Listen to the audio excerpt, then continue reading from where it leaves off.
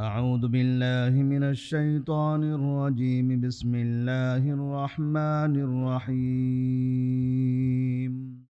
قل لمن ما في السماوات والأرض قل لله كتب على نفسه الرحمة ليجمعنكم إلى يوم القيامة لا ريب فيه الذين خسروا أنفسهم فهم لا يؤمنون.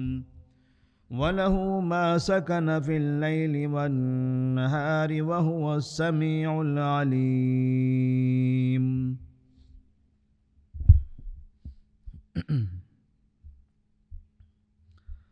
سورۃ الانعام آیت نمبر 12 اور 13۔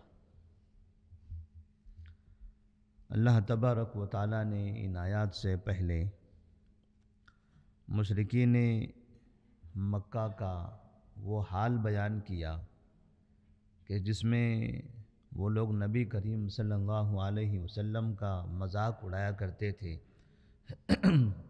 کبھی یہ مطالبہ کر بیٹھتے کہ اللہ تبارک و تعالیٰ ہمارے درمیان میں سے کسی انسان کو نبی نہ بناتے ہوئے آسمان سے کوئی فرشتہ نبی بنا کر بھیج دیتا تو اچھا ہوتا، اور کبھی یہ مطالبہ کرتے کہ اس نبی کے ساتھ ہی کسی فرشتے کو بھیج دیا ہوتا جو فرشتہ اس نبی کے ساتھ گھومتا پھرتا اور لوگوں سے کہتا کہ یہ نبی ہے تو ہم اس کی بات مان لیتے۔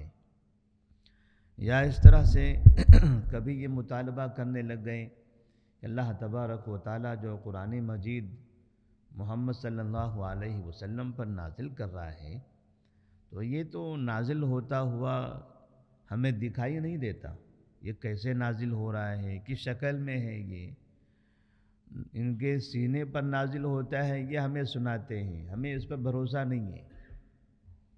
اللہ سے مطالبہ کریں کہ وہ مکمل اوپر سے تختیوں کی شکل میں، کتاب کی شکل میں مکمل کتاب نازل کرے، جو اس کو ہم دیکھیں گے، اس کو پکڑیں گے، چھوئیں گے، تب ہم یقین کریں گے کہ ہاں یہ محمد صلی اللہ علیہ وسلم اللہ کے نبی ہیں۔ اس طرح سے الگ الگ قسم کے وہ مطالبات کرنے لگے۔ ایک مطالبہ تو انہوں نے چاند کے 2 ٹکڑے کرنے کا کیا تھا، تو اللہ تبارک و تعالیٰ نے کچھ معجزے تو ان کے سامنے ظاہر کر دیے، اور اتنے معجزے ان کے ایمان کے لیے کافی تھے کہ انہیں دیکھ کر وہ ایمان لے آتے، لیکن انہیں ایمان لانا نہیں تھا۔ ایک معجزے کے بعد دوسرا معجزہ، دوسرے کے بعد تیسرا، تیسرے کے بعد چوتھا، اس طرح سے بار بار مطالبہ کرنا یہ حقیقت میں نبی کریم صلی اللہ علیہ وسلم کو تنگ کرنا، پریشان کرنا اور مذاق اڑانا، یہ ان کا مقصد تھا کہ ہم چاہے آپ جو کر لیں ہم آپ کی بات ماننے والے نہیں ہیں۔ تو اللہ تبارک و تعالیٰ نے اس کے بعد ان آیات میں جو آیتیں آیت نمبر 12 اور 13 پڑھی گئی، اس میں کفار مکہ کو یہ پیغام دے دیا کہ آپ دنیا میں رہتے ہو، آپ اس زمین پر ہو، یہ زمین، یہ آسمان اور اس درمیان کی ساری چیزیں اللہ کی ملکیت ہیں۔ آپ میرے نبی کی نافرمانی کر کے کہاں بھاگو گے، کس جگہ جاؤ گے، کہاں چھپو گے؟ اور اگر اندھیرے میں چھپنا چاہو گے تو رات اور دن کا مالک بھی وہی ہے، زمین و آسمان کا مالک بھی وہی ہے، اس کے درمیان کی چیزوں کا مالک بھی وہی ہے، اور رات اور دن اس کا مالک بھی اللہ تبارک و تعالیٰ ہے۔ لہذا جرائم کرنے کے بعد، نبی کی نافرمانی کے بعد آپ کو کہیں بھی مقر نہیں ہے، کہیں بھاگنے کی جگہ نہیں ہے، کہیں چھپنے کی جگہ نہیں ہے، ایک نہ ایک دن آپ پکڑے جاؤ گے۔ تو یہاں اللہ تبارک و تعالیٰ نے انہیں تنبیہ بھی کر دی۔ تو اللہ تبارک و تعالیٰ فرماتے ہیں قل لمن ما فی السماوات والارض، اے محمد صلی اللہ علیہ وسلم آپ ان لوگوں سے کہہ دیجئے کہ آسمان و زمین کے اندر جو چیزیں ہیں وہ کس کی ہیں؟ آسمان و زمین میں جتنی چیزیں ہیں وہ کس کی ہیں؟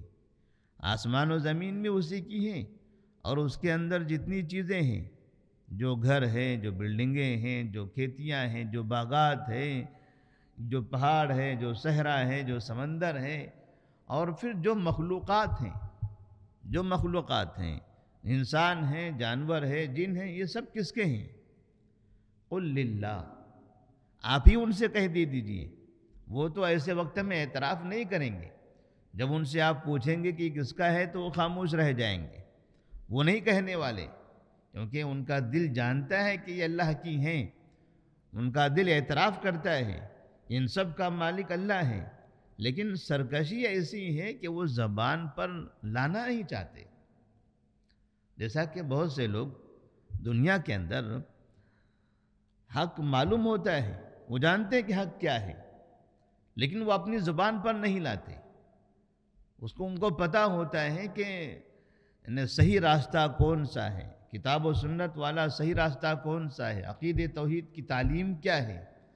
آج بھی دنیا میں جو مسلمان ہیں، جو الگ الگ مسلکوں میں تقسیم ہوئے ہیں، بٹے ہوئے ہیں، تو ان لوگوں سے اگر یہ پوچھا جائے کہ نماز پڑھنے کا جو صحیح طریقہ ہے وہ کیسا ہے، تو زبان سے تو وہ اپنا ادھر ادھر کی بات کہیں گے، لیکن وہ اپنے دل سے اعتراف کریں گے کہ نماز پڑھنے کا صحیح طریقہ یہ طریقہ ہے، جو انہوں نے کبھی زندگی میں پڑھا ہی نہیں ہے، نہ انہوں نے کبھی کسی اپنی قوم کو اس کا ذکر، اس کا تذکرہ کیا ہے۔ آج بھی بہت سے احناف کے علماء، حنفی مسلک کے علماء وقتاً فوقتاً اس بات کا اعلان کرتے رہتے ہیں کہ یہ جو نماز پڑھی جاتی ہے رفع الیدین کے ساتھ، آمین کے ساتھ، سورہ فاتحہ کے ساتھ، اصل میں یہی نماز نبی کی سنت کے مطابق ہے، یہی نماز نبی کی سنت کے مطابق ہے۔ ایک دو دن وہ کہتے ہیں، اس کے بعد پردے سے غائب ہو جاتے ہیں، ایسے دباؤ آ جاتا ہے ان کے اوپر کہ پھر وہ عالم دکھائی نہیں دیتا، کیونکہ دوسری جو ان کی قوم ہوتی ہے، ان کے جو افراد ہوتے ہیں، ان کو روک دیتے ہیں کہ نہیں، ہم حنفی ہیں، آپ اس کا اظہار مت کرو، یا آپ کے دل میں رہنے دیجئے، ہمیں بھی پتہ ہے صحیح کیا ہے، ہمیں بھی معلوم ہے صحیح کیا ہے۔ تو بہت سے لوگ جب بہت زیادہ حد سے آگے ہو جاتا ہے، برداشت سے باہر ہو جاتا ہے، تو آ کے کھل کر اعتراف کرنے لگتے ہیں۔ تو بہت سے ایسے افراد ہوتے ہیں کہ حق معلوم ہوتا ہے انہیں، وہ جانتے ہیں، ان کا دل اس کا اعتراف کرتا ہے، لیکن وہ اپنی زبان سے اس کا اظہار نہیں کر پاتے، زبان سے اظہار نہیں کر پاتے۔ اس کی وجہ وہ یہ پیچھے ان کی اتنی بڑی قوم، اس کی وجہ یہ 50 سال، 60 سال، 70 سال جو راستے پر چلے ہوئے آ رہے ہیں، اچانک اپنے یا باپ دادا کا راستہ ہم چھوڑ دیں گے؟ کیا بولیں گے لوگ ہم کو؟ کیا بولیں گے ہمارے باپ دادا؟ کیا بولیں گے ہمارے بھائی بہن؟ کیا بولیں گے ہمارے بچے؟ کیا بولیں گے ہمارے پڑوسی؟ اتنے سال تک آپ پھر کیسے عمل کرتے رہے؟ بس اسی سوچ کی بنا پر آج بہت سے مسلمان گمراہی کے راستے پر ہیں۔ قوم کا یہ منظر اور خاندانی پس منظر ابو طالب کو بھی اسی نے ڈبویا ہے۔ جب ابو طالب سے نبی کریم صلی اللہ علیہ وسلم نے آخر وقت میں کہا تھا، اے میرے چچا، بس ایک مرتبہ کلمہ پڑھ لو، لا الہ الا اللہ محمد رسول اللہ۔ ساری زندگی ابو طالب نبی سے کہتے تھے، بیٹے تم حق پر ہو، تم جو کر رہے ہو صحیح ہو، تم اپنا کام کرتے رہو، لیکن کبھی یہ نہیں کہا کہ تم حق پر ہو، میں بھی تمہارے اس حق کو قبول کر لیتا ہوں۔ یہ کہا کہ میں تمہارے کام کی مدد کروں گا، لیکن کبھی یہ نہیں کہا کہ تمہارے کام کا میں ساتھ دوں گا، میں بھی یہ کام کرتا رہوں گا، تم جس چیز کی طرف بلاتے ہو میں وہ قبول کر لیتا ہوں۔ آخر وقت میں ایسا امکان دکھائی دے رہا تھا کہ بھتیجے کی بات سن کر چچا کلمہ پڑھ لیں گے، تو وہاں بیٹھے ابو جہل نے، جو خاندانی جو بھائی تھا ان کا، اس نے کہہ دیا، اے ابو طالب، مرنے سے پہلے اپنے باپ دادا کے دین کو چھوڑ کر چلے جاؤ گے، لوگ کیا کہیں گے؟ لوگ کیا کہیں گے؟ لوگ کیا کہیں گے کہ تم نے مرنے سے پہلے اپنے باپ دادا کا دین چھوڑ دیا، باپ دادا کے دین سے بے وفائی کی۔ بس یہ عصبیت ہے، یہ جو قوم کی فکر ہے کہ فلاں کیا کہیں گے، میرا کیا ہوگا، فلاں کیا سوچیں گے، اسی سوچ کی بنا پر دنیا میں لاکھوں کروڑوں انسان گمراہی کے راستے پر بٹے ہوئے ہیں۔ مسلمانوں میں سے بھی اور غیر مسلمین میں سے بہت سے غیر مسلم ایسے ہیں جو اسلام کو سچا مانتے ہیں لیکن اعتراف نہیں کر پاتے، کیونکہ ان کے پیچھے ان کی قوم ہوتی ہے، ان کے حالات ہوتے ہیں، وہ معاشرہ ہوتا ہے۔ تو اللہ تبارک و تعالیٰ نے یہاں فرمایا قل للہ، یہ نہیں کہیں گے کہ آسمان و زمین کے اندر کا مالک کون ہے۔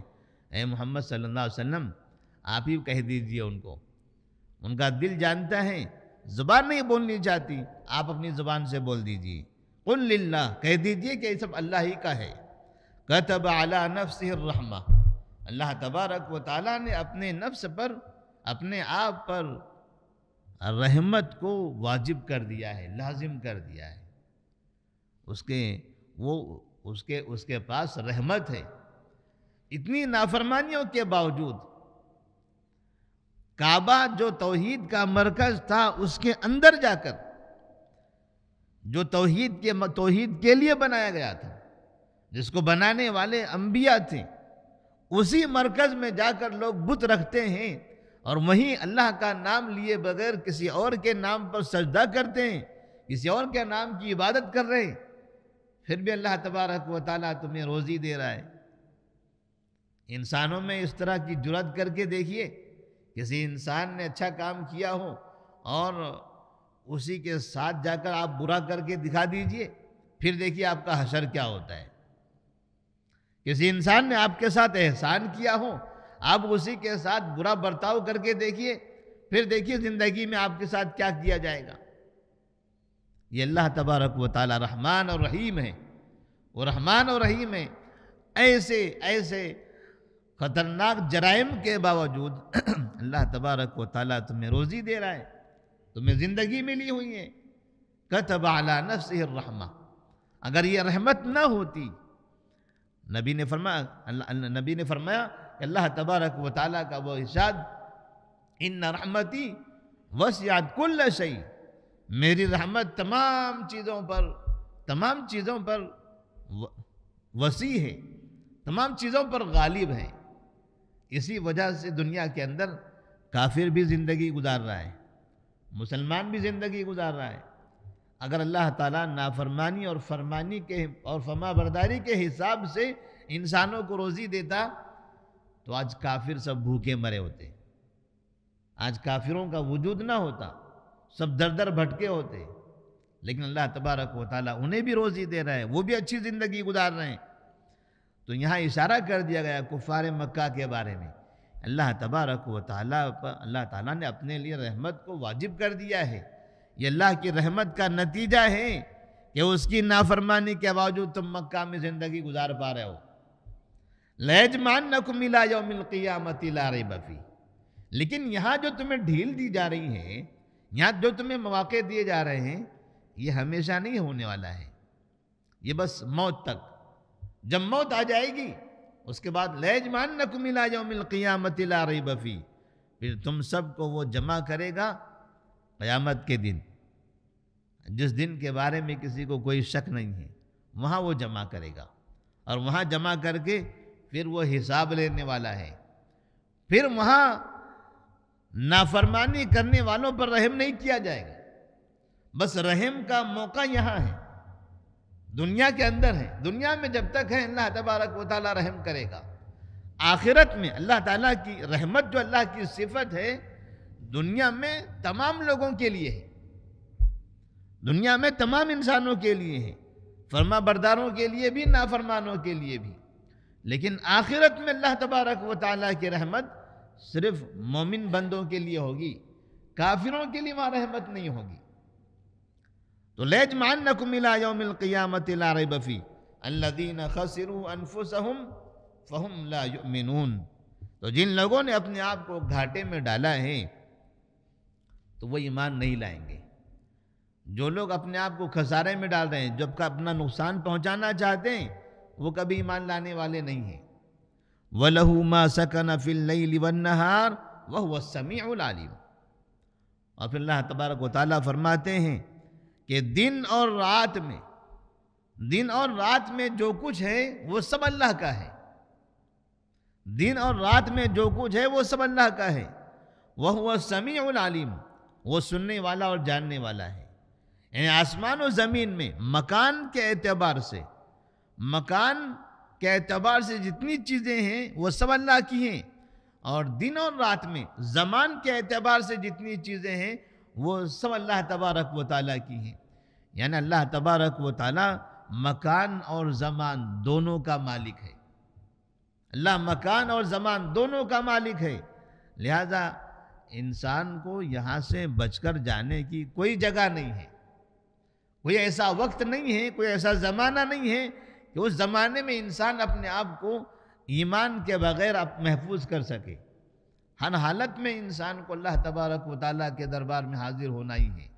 مومن کو بھی حاضر ہونا ہے، لیکن نعمتوں کے لیے، اللہ کی انعامات کے لیے، جنت کے لیے. اور نافرمانوں کو بھی حاضر ہونا ہے، اور وہاں پر دنیا میں کیے ہوئے جرائم کے مواخذے کے لیے. تو یہاں تمام انسانوں کے لیے بھی پیغام ہے. جو پیغام کفار مکہ کے لیے ہیں وہی پیغام دنیا کے تمام انسانوں کے لیے ہے. یہ صرف کفار مکہ کے لیے قرآن مجید نہیں ہے، یہ قرآن مجید رہتی دنیا تک تمام انسانوں کے لیے ہے. تو یہی پیغام تمام انسانوں کے لیے ہوگا کہ انسان اس دنیا کے اندر اللہ تبارک و تعالیٰ کی عبادت کر لے. کسی بھی جگہ پر وہ نافرمانی نہیں کر سکتا. جہاں بھی وہ نافرمانی کرے گا وہ السمیع العلیم، وہ سننے والا ہے اور جاننے والا ہے. وہ ساری باتیں سنتا ہے ہر ایک کی، اور کوئی بھی انسان کہیں بھی کوئی حرکت کرتا ہے اسے اس کا علم ہوتا ہے.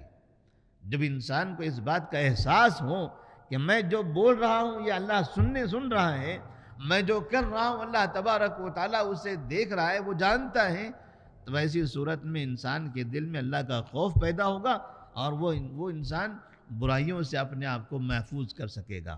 اللہ سے دعا ہے کہ اللہ تبارک و تعالی ہم تمام کو ہر طرح کی برائیوں سے محفوظ رکھے. اللہ کا خوف، اس کا تقوی ہمارے دل میں ثابت فرمائے. والسلام علیکم ورحمۃ اللہ وبرکاتہ.